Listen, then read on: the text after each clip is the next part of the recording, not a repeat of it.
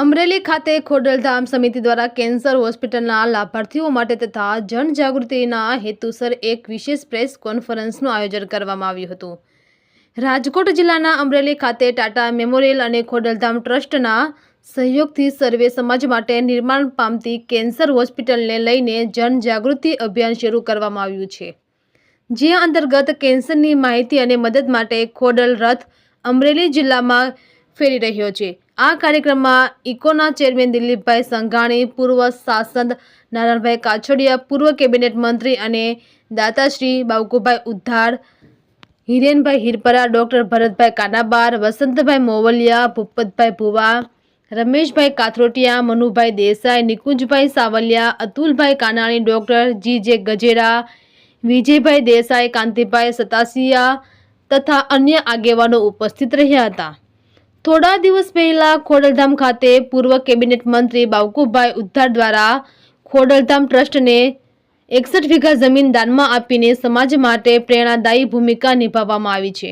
જ્યાં આજના સમયમાં જમીન માટે ભાઈ ભાઈનું નહીં રહેતો હોય, ત્યાં બાવકુભાઈએ આ દાનમાં આપીને અનોખો સંદેશો આપ્યો છે।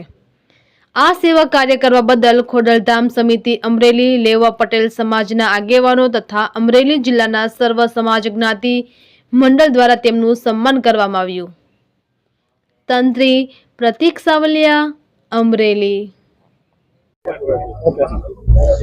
ખોડલધામ ટ્રસ્ટને જે 61 વીઘા જમીન આપવામાં આવી છે, આ જમીન ખોડલધામ છે એ હેલ્થ, એજ્યુકેશન, સ્પોર્ટ્સ અને એગ્રીકલ્ચર એના ઉપયોગ માટે એની કામગીરી અત્યારે શરૂ જ છે અને ભવિષ્યમાં એમાં વધારે ઉમેરો કરી શકાય એના માટે એ જમીનની એની જરૂરિયાત હતી।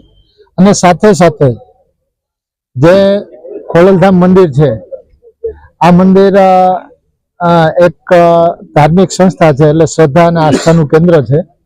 ત્યાં 61 વીઘા જમીન એની બાજુમાં જ ફોરેસ્ટ વિભાગની છે, એટલે ફોરેસ્ટ વિભાગની જમીન છે એ એક્સચેન્જ થઈ જશે અને પછી આજે મેં તમને જે કીધું એ પ્રમાણે એ જમીનનો ત્યાં એ હેતુ માટે ઉપયોગ થવાનો છે।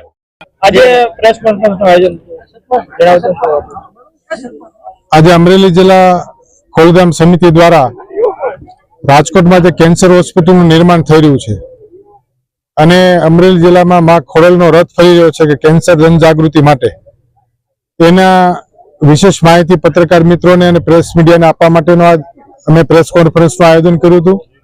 સાથે સાથે ખોડલધામ ટ્રસ્ટ કાગવડને ભૂમિદાન માટેની થોડીક ભૂમિની જરૂરિયાત હતી અને એ જિલ્લાની ટીમને નરેશભાઈ વતી અમને જાણ થઈને અમે બાવકુભાઈને કીધું, એટલે બાવકુભાઈએ વિના સંકોચે ઉંધાડ પરિવાર તરફથી અમે કહેતા હર્ષને આનંદ થાય છે કે ઉંધાડ પરિવારના મોભી બાવકુભાઈએ નરેશભાઈને તરત ફોન કરીને જાણ કરી કે અમારા પરિવાર તરફથી હું 61 વીઘાનું ભૂમિદાન ખોડલધામનું અર્પણ કરું છું।